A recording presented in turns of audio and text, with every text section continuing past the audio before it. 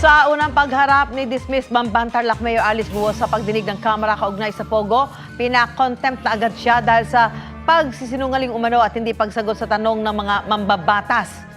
Inisyuhan naman ng show cause order ang misis ni dating presidential spokesman Harry Roque. Yan ang ating dambuhalang balita ngayong hapon. Mula Camp Crame, pinag-utos ng Pasig Regional Trial Court na ilipat si dismiss Bambantarlac Mayor Alice Guo sa Pasig City Jail Female Dormitory para sa kanyang kasong may kaugnayan sa qualified trafficking, non-bailable o walang piyansa para rito.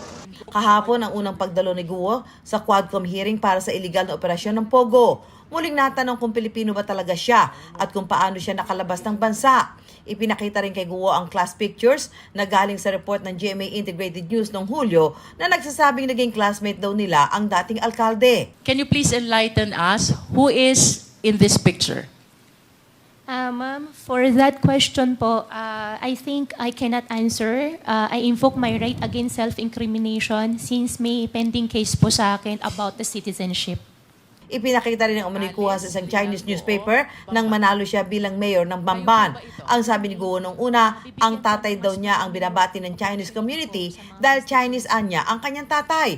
Pero sabi ng ibang marunong mag-Chinese, Congratulations to the first Chinese mayor, Alice Leal Goo of Bamban. Ma'am, wala pong ganun nakalagay.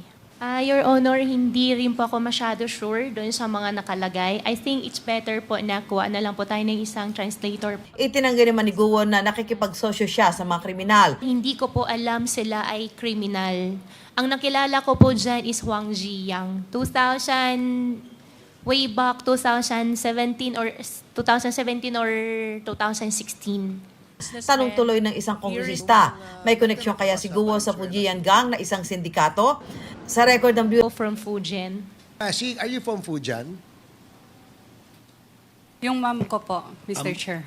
lumabas din sa pagdinig na may 200 million pesos na utang si Alice Guo sa iba't ibang bangko. Hihingi raw ang Quadcom ng kopya ng mga loan ni Guo. Ayon naman sa Anti-Money Laundering Council, pwede itong ungkatin dahil hindi sakop ng bank secrecy law ang mga loan. Tikom naman si Guo ng tanungin tungkol sa kanya umanong mga ari-arian. Dahil sa pagsisinungaling umano at hindi pagsagot sa tanong ng mga mababatas, pinakontempt ng Quadcom si Guo. Cited in contempt din si Cassandra Leong. Ililipat siya sa Women's Correctional sa Mandaluyong pagkatapos ng September 26. Hiniling naman ni PNP Chief Romel Marbil na pangalanan na ng PAGCOR ang tinutukoy nilang dating PNP Chief na nasa payroll umano ni Alice Guo. Nakakaapekto raw kasi ito sa imahe ng kanilang organisasyon. Isiniwalat naman ni dating Cebu City Mayor Tomas Osmeña na noong hepe pa ng CIDG sa Davao City, si dating PCSO General Manager Royina Garma, tumatanggap umano siya ng 1 milyong piso kada linggo mula sa mga iligal na sugal. Sinusubukan pang kunin ng pahayag ni Garma. Hindi siya nakadalo sa pagdinig kahapon dahil sumasakit daw ang kanyang tainga at leeg. Samantala, inisyuhan ng court order ng Quadcom ng Kamara ang misis ni Atty. Harry Roque na si Myla. Dati na siyang inimbitahan sa pagdinig pero hindi nakadalo. Pinagpapaliwanag si Myla kung bakit nasa dating partly owned na bahay nila sa Benguet ang utak ng isang malaking sindikato na pugante sa China.